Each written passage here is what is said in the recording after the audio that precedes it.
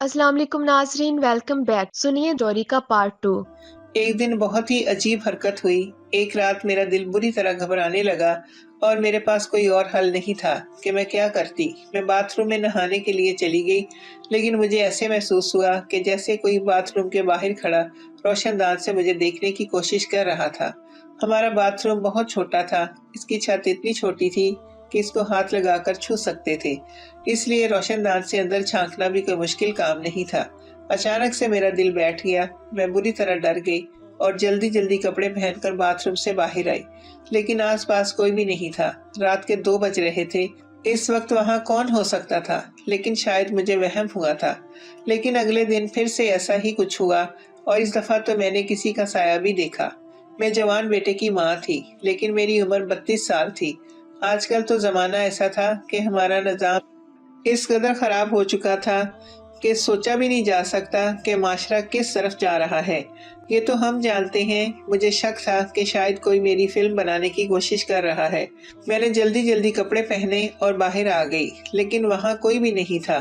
मैंने अपने बेटे को जगा दिया, लेकिन जब कमरे में गई तो वो वहाँ पर फोन में मसरूफ था। मैंने इसे ये नहीं बताया कि क्या हुआ। वो एक जवान मर्द और इस बात पर बहुत गुस्से में आकर कुछ गलत कर सकता था या कोई लड़ाई ना हो जाती। मैंने कहा कि मुझे लगता है कि कोई घर में दाखिल होने की कोशिश कर रहा है। वो फौरन खड़ा हो गया। उसने हाथ में डंडा उठा लिया कि कौन हो सकता है। उसने सारे घर के हर एक कोने में देख लिया, लाइटिंग वगैरह ऑन की, तो कोई नहीं था बाहर। बाहर का दरवाजा भी बंद था। उसने कहा, लगता है आपको वहम हुआ है कि यहाँ तो कोई भी नहीं है, लेकिन मैं जानती थी कि मुझे वहम नहीं हुआ था। मैंने बताया कि किसी का साया देखा था और वो भी किसी मर्द का। ये बात नजरअंदाज करने वाली नहीं थी, पर वो कौन हो सकता था? ये हरकत मेरे घर में दोबारा हो चुकी थी। दूसरे दिन फिर से मेरी तबीयत खराब होने लगी। मैंने सोचा कि होती है तबीयत खराब तो होती रहे, लेकिन मैं बाथरूम में नहीं जाऊंगी। बाथरूम घर के सहन में था। मेरे बेटे के कमरे में बाथरूम था, लेकिन वो कमरा तो मेरे बेटे का था। बार बार मैं वहां नहीं जा सकती थी। सो रहा होगा, इसकी नींद में खलल नहीं डाला जा सकता था। उसे सुबह को भी जल्दी जाना होता था। मेरी तबीयत बहुत खराब होने लगी। मैंने आसपास देखा और पहले तसल्ली कर ली कि वहाँ कोई है तो नहीं। कोई भी नहीं था। मरकजी दरवाजा भी बंद था। मैं बाथरूम में चली गई और नहाना शुरू कर दिया, लेकिन आज तो हद ही हो गई। आज तो मैंने बाकायदा इस शख्स का साया देखा, बल्कि इसके कदमों की आवाज भी सुनी। मेरा दिल बुरी तरह बैठ गया। मेरी अकल ने काम किया और मैंने बाथरूम की लाइट ऑफ कर दी, ताकि बाहर जो कोई भी खड़ा है वो मुझे ना देख सके। मैंने बुरी तरह चिल्ला चिल्ला कर अपने बेटे को आवाजें देना शुरू कर दी। मेरा बेटा जब बाहर आया तो मैंने इसे कहा, तुम जरूर नींद से जागे हुए होगे, लेकिन मुझे लगता है कि घर में कोई है। वो नींद से जागा हुआ नहीं लग रहा था, वो जाग रहा था। मैंने फिर से सारा घर देखा, लेकिन घर में कोई भी नहीं था। तो उसने मुझे बिठाया और कहा, आप सारा दिन परेशान रहती हैं, क्या सोचती रहती हैं? किसी बात की टेंशन है आपको? मैंने कहा कि मुझे वहम नहीं हो रहा। बेटे ने कहा कि घर में कोई नहीं है। मेरा बेटा इस बात पर यकीन नहीं कर रहा था। वो ये समझ रहा था कि मैं किसी टेंशन में हूँ, इसीलिए मुझे इस तरह के वहम हो रहे हैं। अगले दिन मैंने सोच लिया कि मुझे क्या करना है। बाथरूम के सामने कुछ मिट्टी फेंकी और इस मिट्टी के ऊपर पानी फेंक दिया, इस तरह के कोई वहां खड़ा हो तो उसके पैरों के निशान भी बन जाए। मैं रात के वक्त उठी और नॉर्मल तरीके से चलती हुई बाथरूम में आ गई।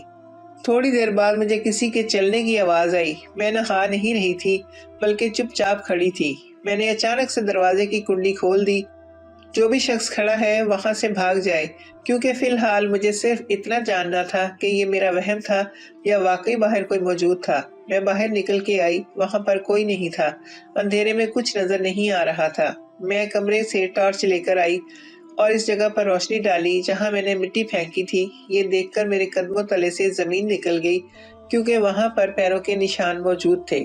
इसका मतलब मुझे कोई वहम नहीं हो रहा था, बल्कि मेरे घर में कोई था।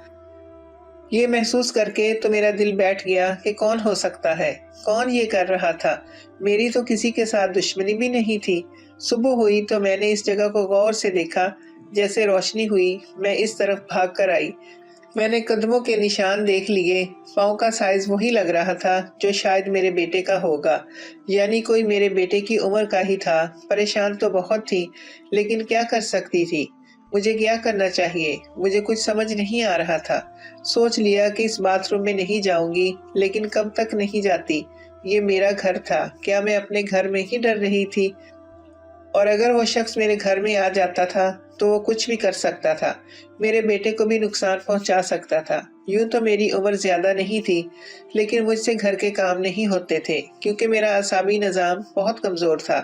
اس لیے میں نے ایک نوکرانی رکھی ہوئی تھی جو 2 دن بعد آ کر کام کرتی تھی۔ گھر میں ہم 2 لوگ تھے، اسی لیے گندگی بھی نہیں ہوتی تھی اور کھانا وغیرہ میں خود ہی بنا لیا کرتی تھی۔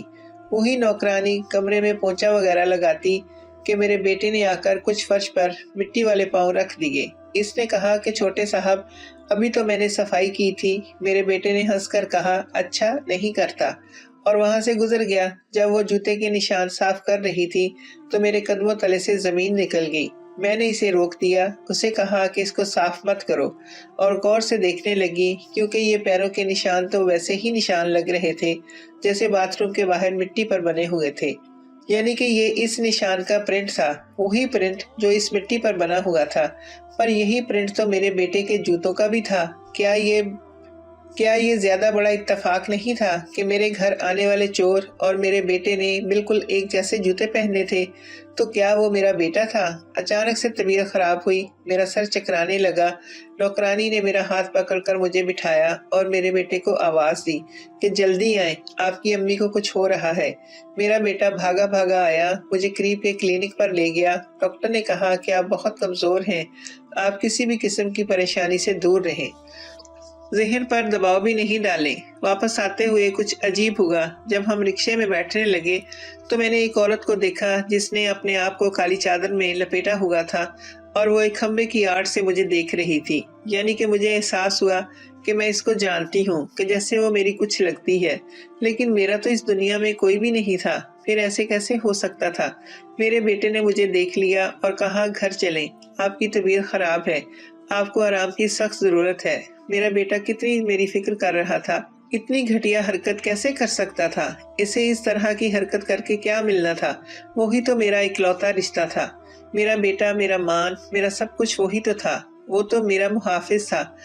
ناظرین، اس سٹوری کا بقیہ اسے سننے کے لیے واچ کریں پارٹ 3۔ امید ہے آپ کو ہماری آج کی سٹوری پسند آئی ہوگی۔ ہماری ہر آنے والی نئی ویڈیو کو سننے کے لیے ہمارے چینل کو سبسکرائب کر لیں اور بیل آئیکن کو پریس کر دیں۔ ہماری ویڈیو کو لائک اور شیئر کر دیں۔ اسی کے ساتھ دیں مجھے اجازت۔ اللہ حافظ۔